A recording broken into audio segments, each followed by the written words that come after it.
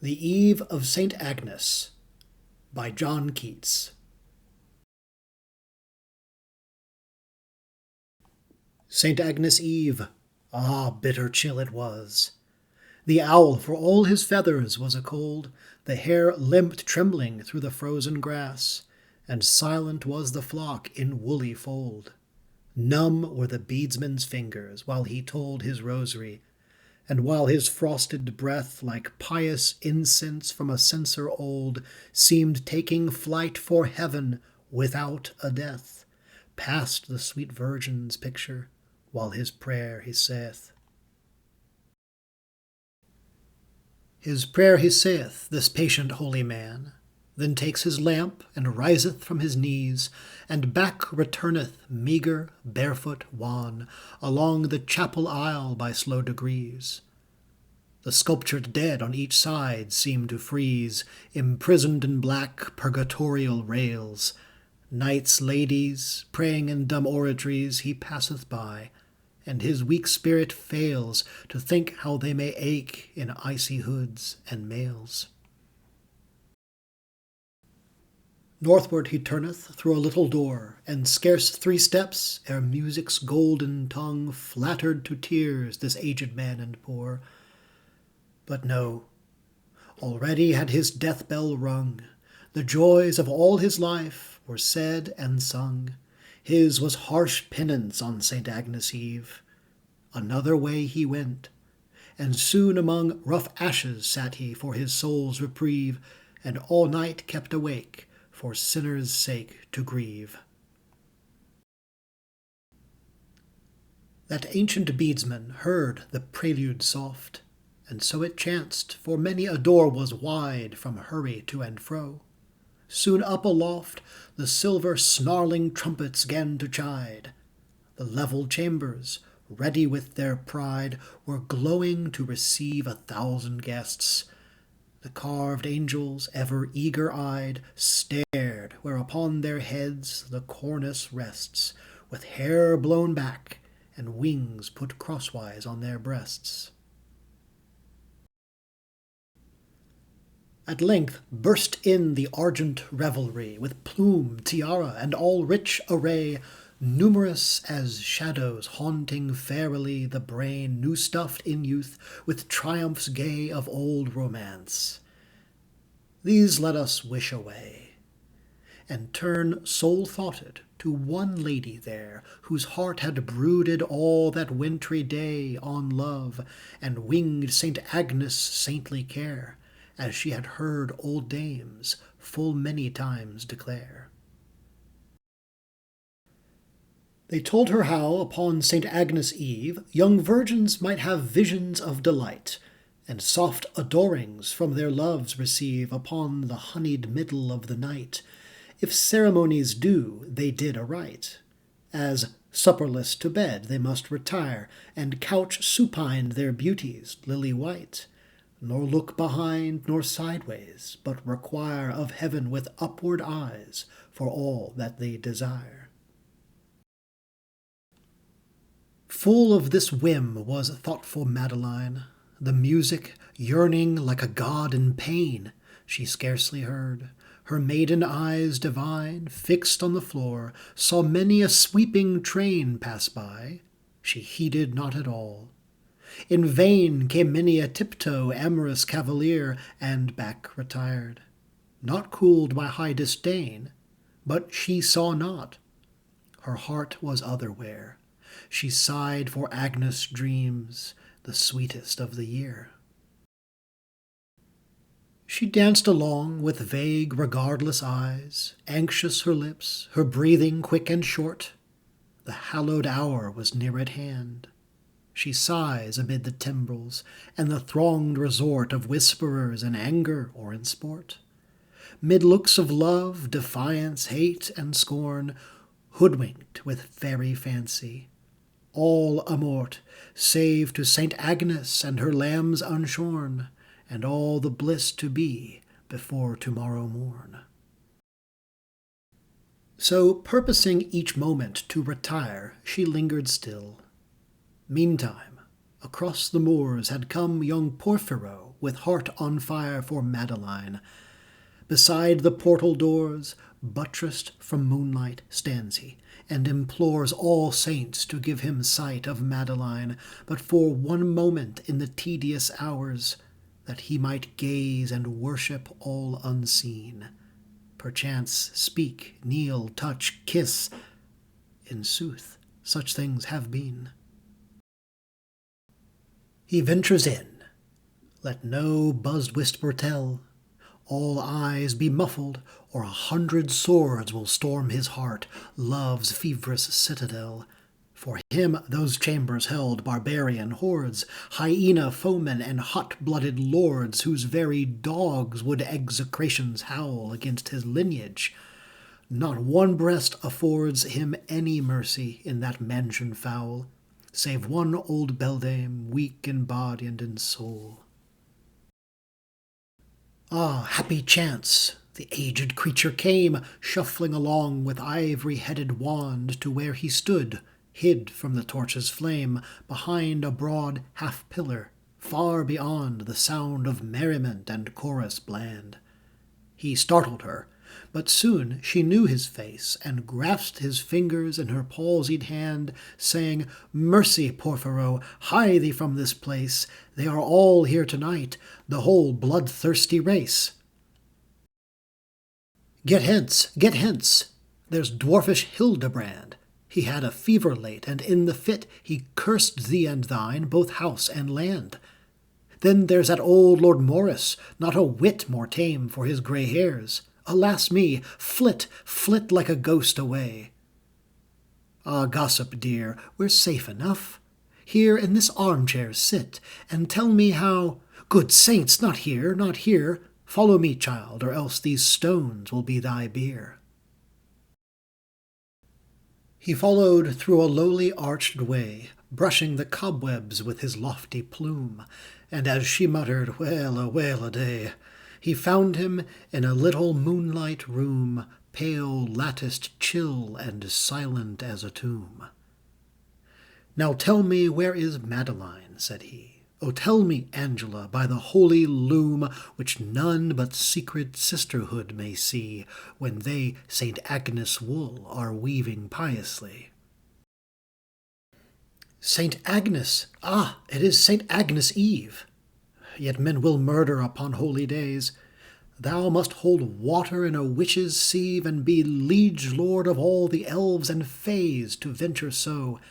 It fills me with amaze to see thee, Porphyro. St. Agnes Eve! God's help!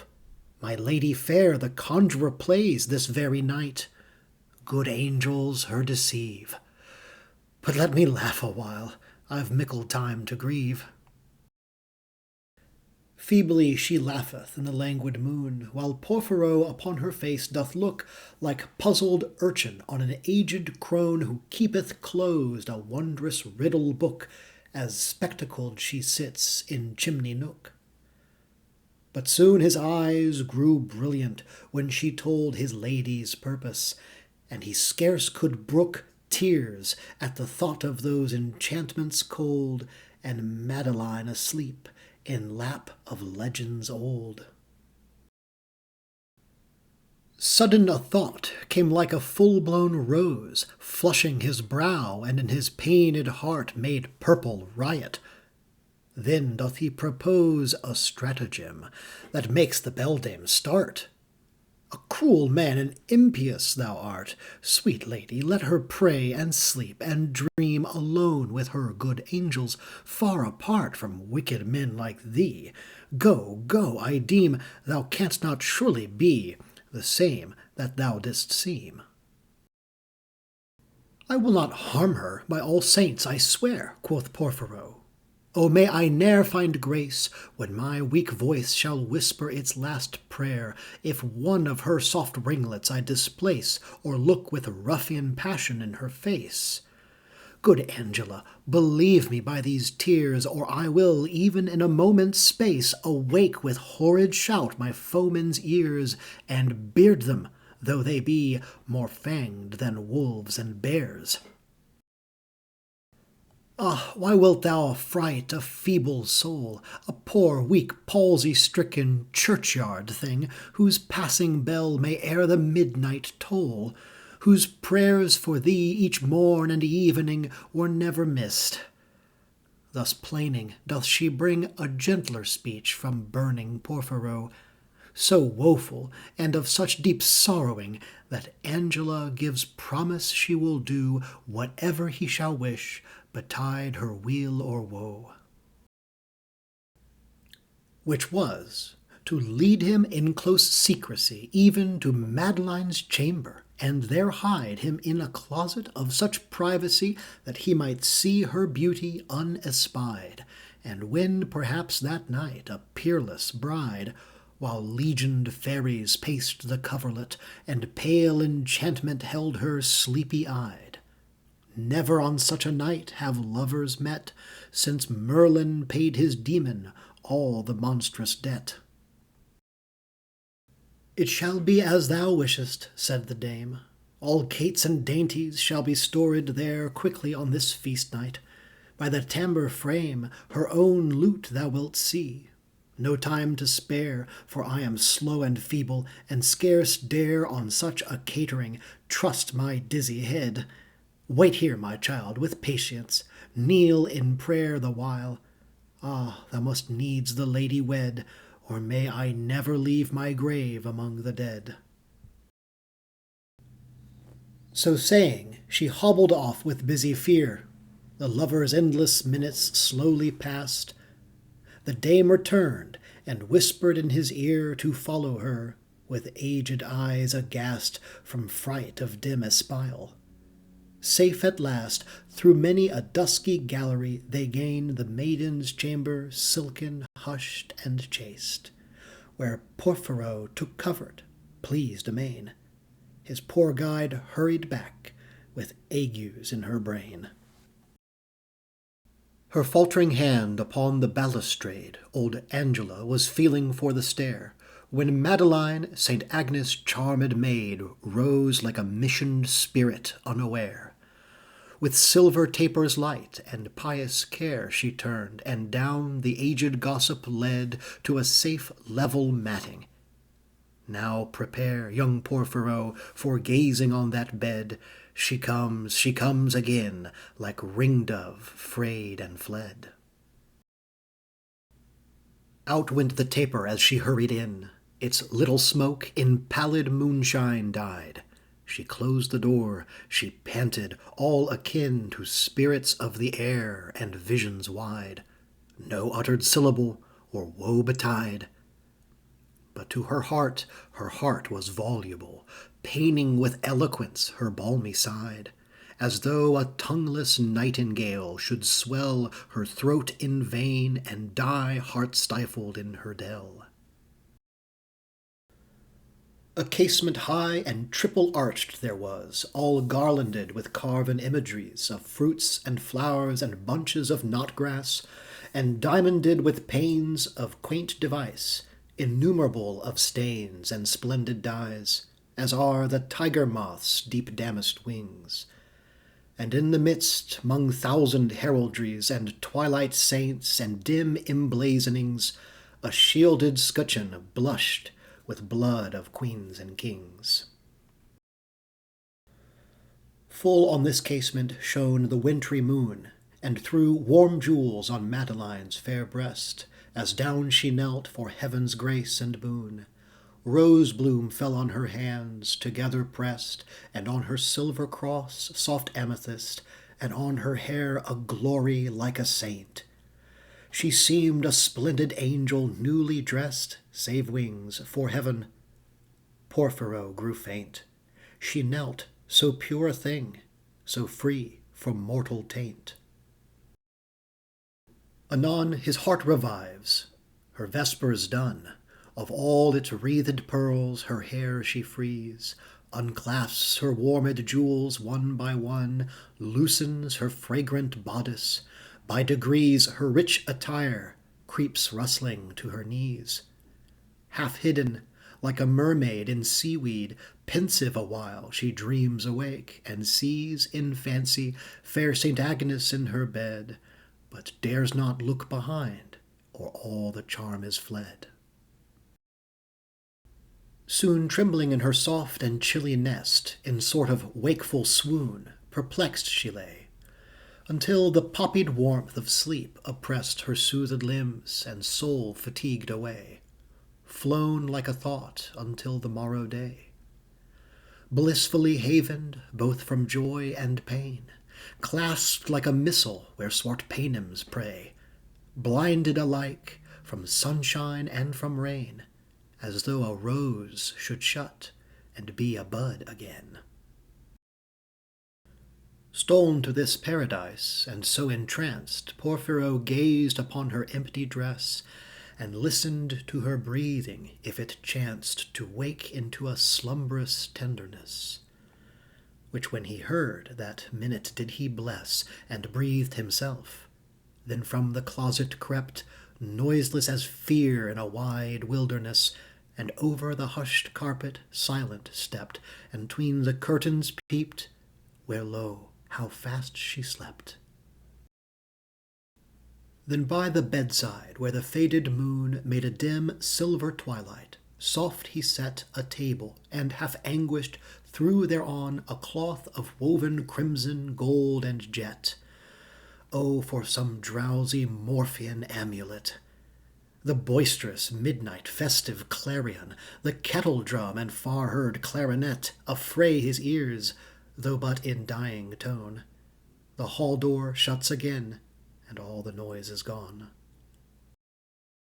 And still she slept an azure-lidded sleep, in blanched linen smooth and lavendered, while he, forth from the closet, brought a heap of candied apple, quince, and plum and gourd, with jellies soother than the creamy curd, and lucent syrups tinct with cinnamon, manna and dates in argosy transferred from Fez, and spiced dainties every one, from silken Samarcand to cedared Lebanon. These delicates he heaped with glowing hand on golden dishes and in baskets bright of wreathed silver. Sumptuous they stand in the retired quiet of the night, filling the chilly room with perfume light. And now, my love, my seraph fair, awake. Thou art my heaven, and I thine eremite.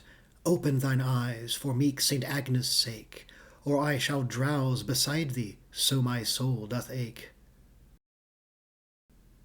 Thus whispering, his warm, unnerved arm sank in her pillow.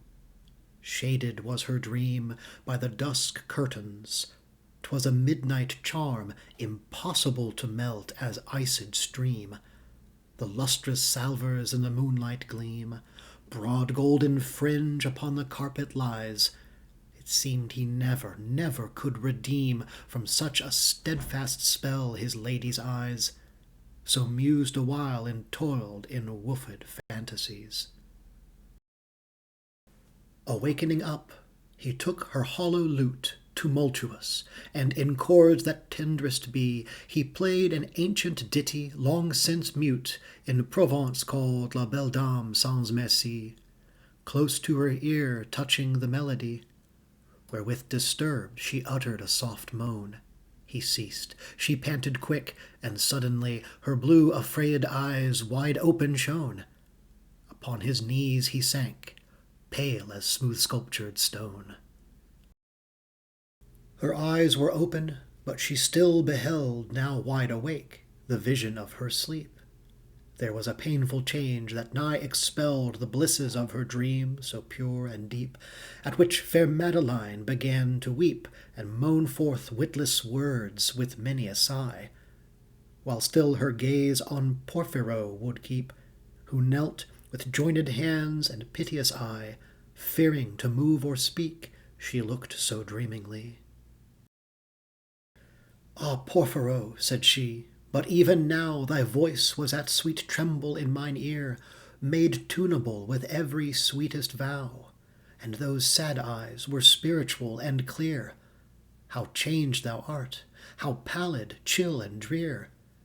Give me that voice again, my Porphyro, those looks immortal, those complainings dear. O leave me not in this eternal woe, for if thou diest, my love, I know not where to go.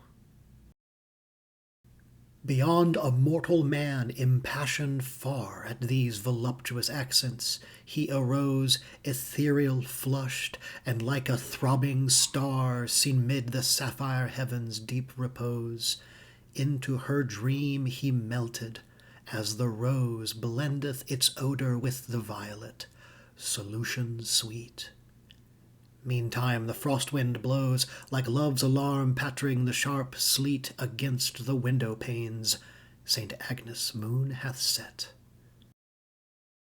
'Tis dark, quick pattereth the flaw-blown sleet. This is no dream, my bride, my Madeline. 'Tis dark, the iced gusts still rave and beat. No dream? Alas, alas, and woe is mine! Porphyro will leave me here to fade and pine. Cruel, what traitor could thee hither bring? I curse not, for my heart is lost in thine, though thou forsakest a deceived thing, a dove forlorn and lost, with sick unpruned wing. My Madeline, sweet dreamer, lovely bride, say may I be for aye thy vassal blest, thy beauty's shield, heart-shaped and vermeil-dyed. Ah, silver shrine, here will I take my rest, after so many hours of toil and quest, a famished pilgrim, saved by miracle. Though I have found, I will not rob thy nest, saving of thy sweet self, if thou think'st well to trust fair Madeline to no rude infidel. Hark, 'tis an elfin storm from fairyland, of haggard seeming, but a boon indeed. Arise, arise, the morning is at hand, the bloated wassailers will never heed. Let us away, my love, with happy speed. There are no ears to hear or eyes to see, drowned all in Rhenish and the sleepy mead. Awake, arise, my love, and fearless be, for o'er the southern moors I have a home for thee. She hurried at his words, beset with fears, for there were sleeping dragons all around, at glaring watch, perhaps, with ready spears. Down the wide stairs a darkling way they found. In all the house was heard no human sound. A chain-drooped lamp was flickering by each door. The arras, rich with horseman, hawk, and hound, fluttered in the besieging wind's uproar, and the long carpets rose along the gusty floor.